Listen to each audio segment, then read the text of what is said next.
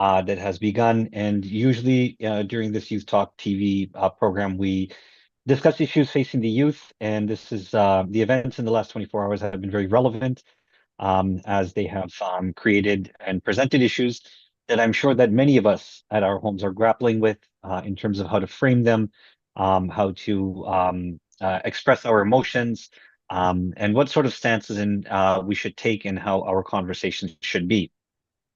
We're joined by Maulana Syed Raza Hussain Zaidi of the Toronto GTA area. Assalamu alaikum, Maulana. Thank you for joining us once again today. Walaikum assalam wa rahmatullah. Maulana, in the last 24 hours, we've seen the start of an unprovoked war of aggression in the Middle East.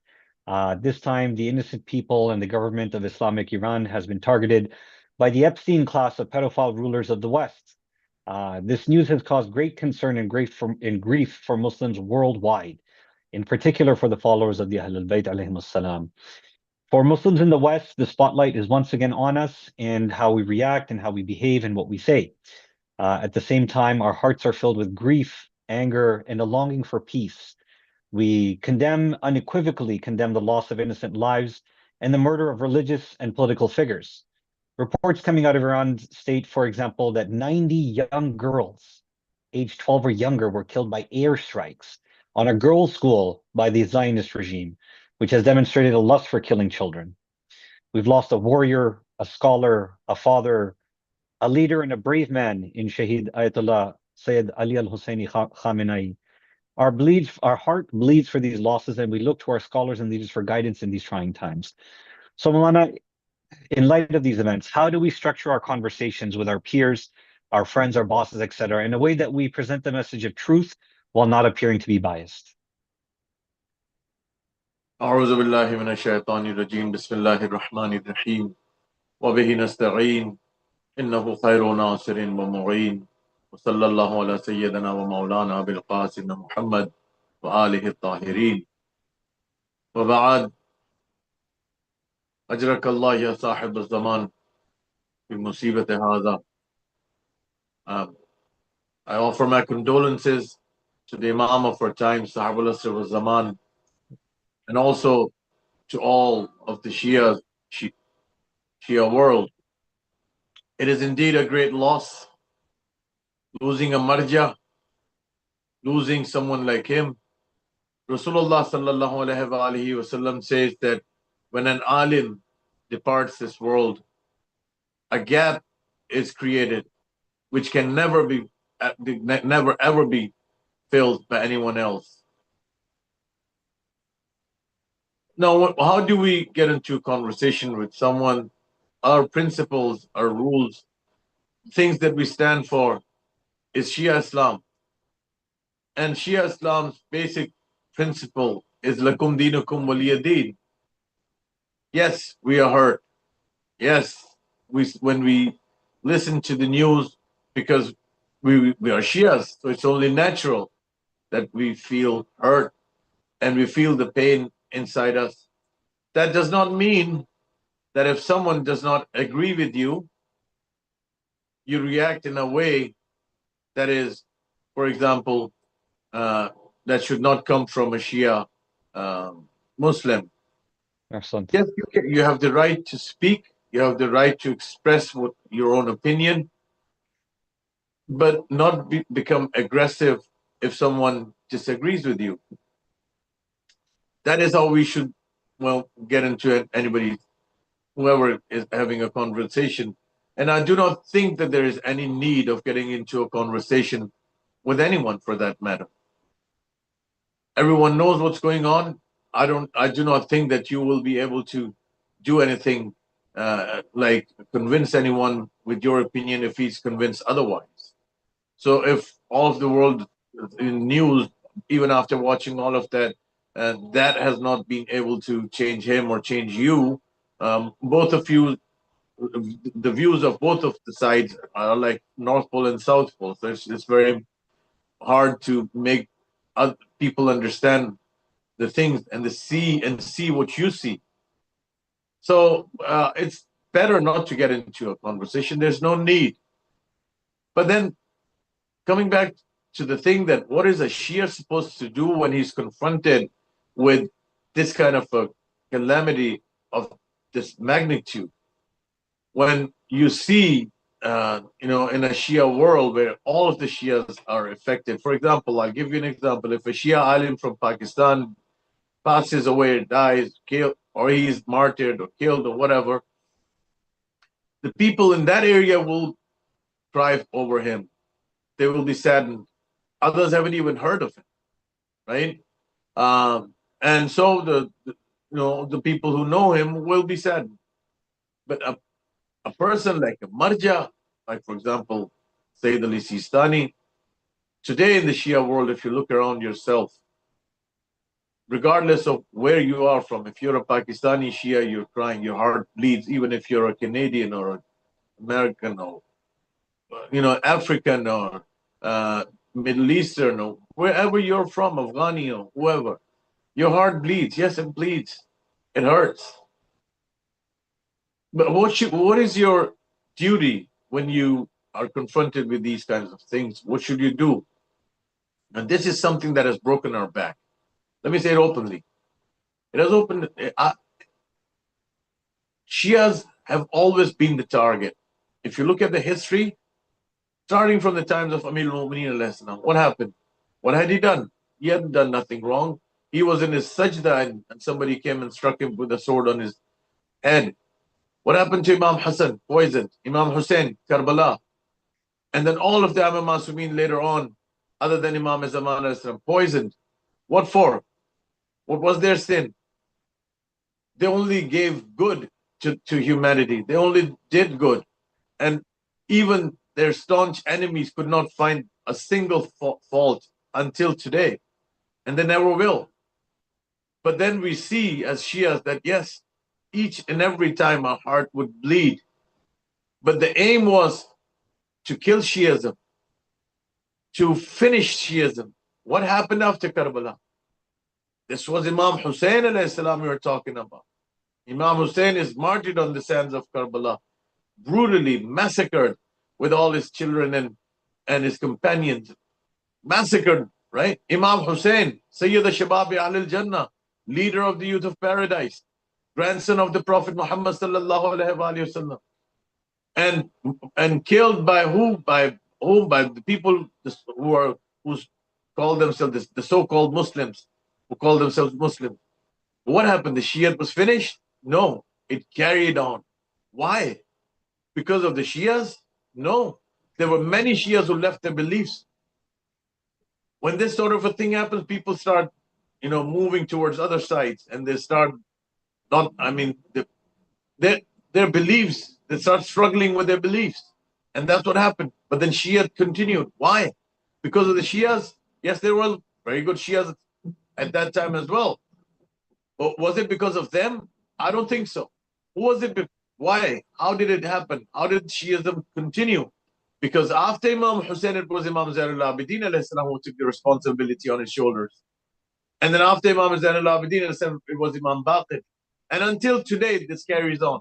So until we have Sahib al-Asr wa Zaman, I want the world to know you can never, ever even think of eliminating Shiism. Because we have our Imam. We have the Imam of our time. He is there. He is the guide. He is the protector. He is the Imam of our time. And until he is there, whatever happens, we die, our children die, we suffer, the whole Shia world suffers. Let it be. Bring it on. If that happens, okay. If it comes to that, fine. But will Shiism be eliminated? No. Why? Because Shiism is Imam Zaman. And his heart bleeds today. He is saddened. He is crying. He has tears in his eyes. I know that for sure. Why? Because you see around yourself, all of the Shias are hurt. Every single Shia that you see, they have tears in their eyes. And Imam Zaman himself says that if you are hurt, if you get hurt, and you're hurt and saddened, we get sick. When we know that you're saddened by something, you're upset, we get sick. We get a fever. He's used the word fever. We get a fever. So when all of the Shia world you see around yourself, they're all saddened by this news, and rightly so saddened, because it was a marja. At least that much. If you do not accept anything else, at least people of the Shia world accept him as a marja, or don't they? They accept him as a Shia, don't they? So every Shia, at least all of the Shias are saddened. And when all of the Shias are saddened, that is because of a single fact, that the hadith of the Ahlul Bayt, we have got the hadith from Ahlul Bayt, which says that our Shias, when the definition of the Shias is, they're happy when we are happy, they're sad when we are sad. Us being sad proves the fact that our Imam is sad, because our spirits are connected, our hearts are connected. When our Imam is saddened up to the extent that all of the Shias that you see around yourself are saddened. Why are all of the Shias saddened on the day of the Ashura? Because of Imam Hussain? Yes, because of Imam Hussain. But let me ask you a question. Do they cry in the same manner throughout the year? No.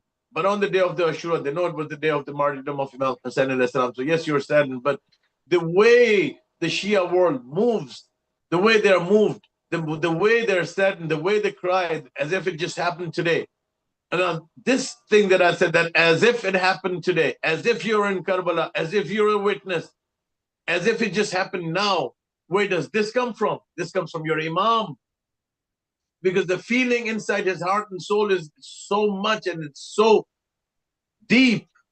And the energy that comes, let me use the word, I don't know what word, I'm lost in words. Help me with those words. Like Imam Zaman alayhi salam's spirit and his soul is saddened so much because our soul is connected to him. When that happens, we start crying, and we feel that. Sure. Our feelings are shared, what I'm trying to say. Our feelings, if we are the followers of Imam Zaman alayhi salam, our feelings are shared, are common. So if we feel hurt today, it is because Imam Zaman is hurt.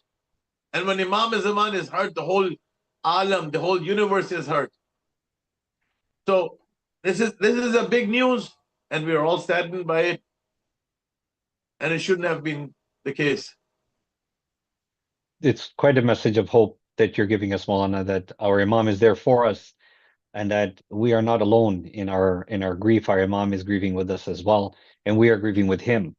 Maulana, we live in the West over here. We cannot even imagine the grief that is being experienced by our brothers and sisters in the Middle East at this time, at this great loss, at the events that have taken place. But living here in the West, as Muslim youth, what actions can we take, for example, to let our politicians know, and our leaders here, whether they're politicians or not, they might be community leaders, religious leaders, business leaders, whatever they are.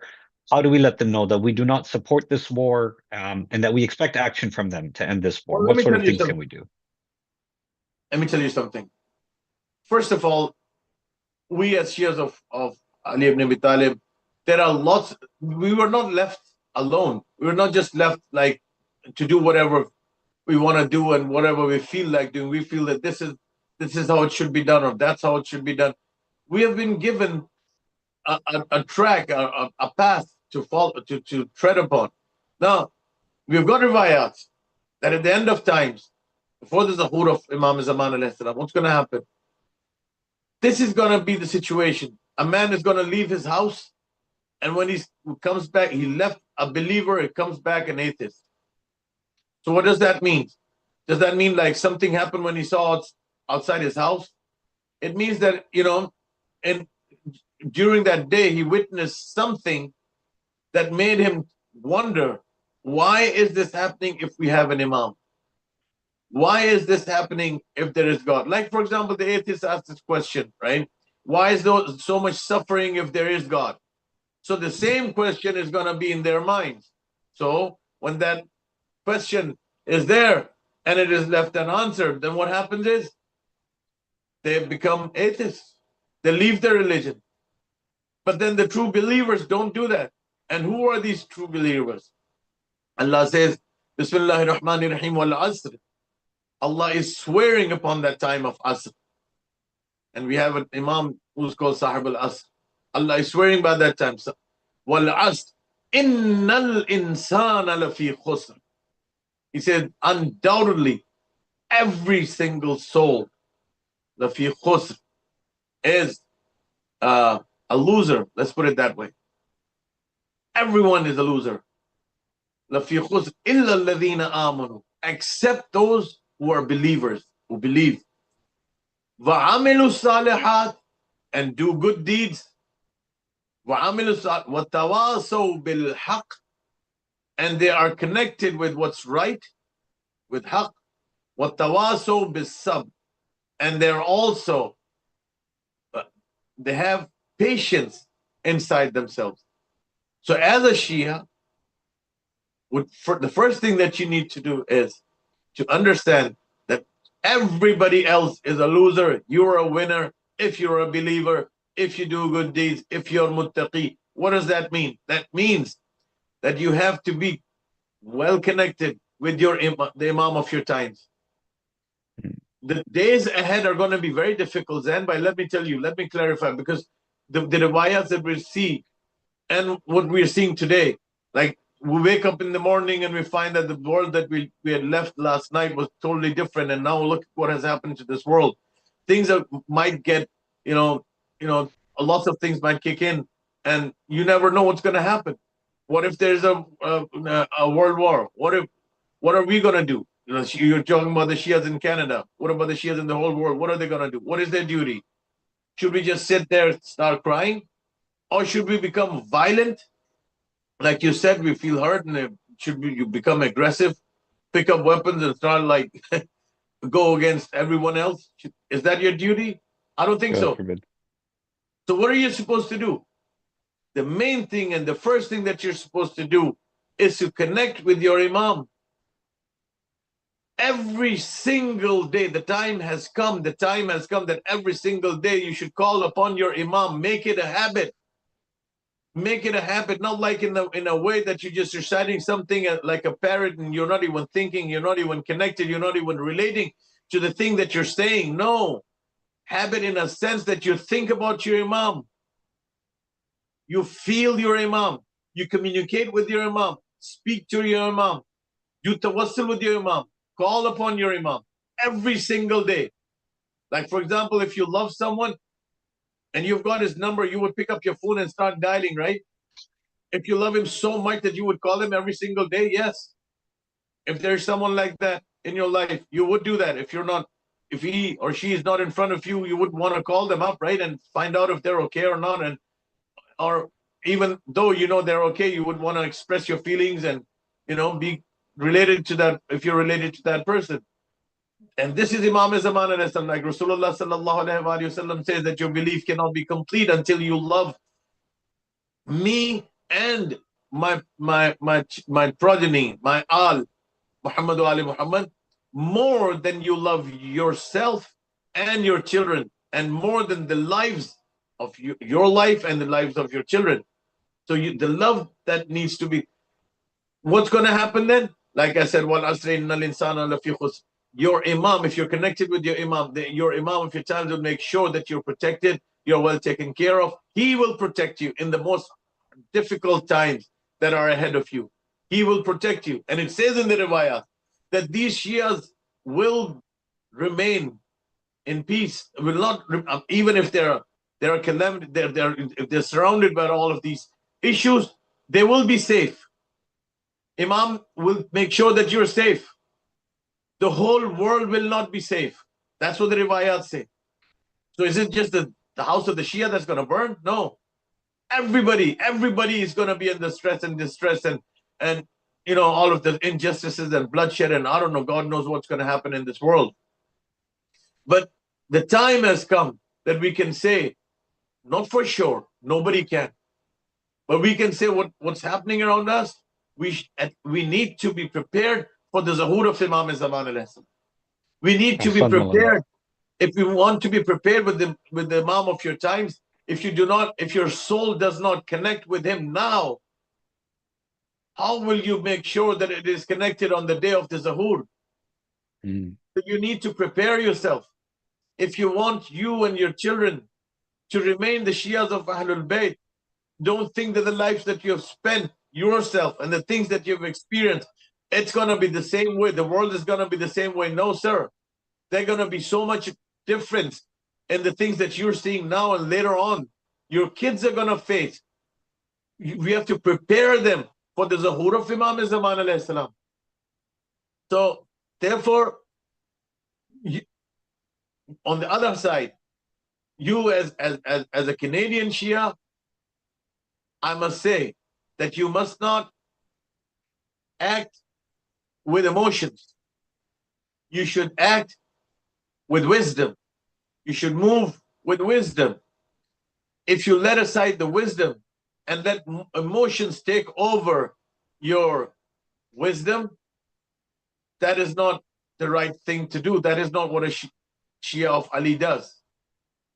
So you have to act wisely. First of all, first thing is to be connected with Allah and your Imam and Imam Hussain alayhi salam more and more and more. And be muttaqi, number 2. Number 3, every single moment be prepared for the Zuhur of Imam Zaman. Your Imam is coming. The Zuhur could be just right the corner, around the corner. You might just wake up in the morning or in the middle of the night, you might get to know that the Zuhur has you don't know. You don't know what's going to happen in this world. Maulana, you've mentioned that there's in our hadith there is mention of these times, these pre-Zuhur times, and I feel you're absolutely right. The next couple of days, weeks, months, years ahead are going to be a bumpy ride for the lovers of the Ahlul Bayt moving forward.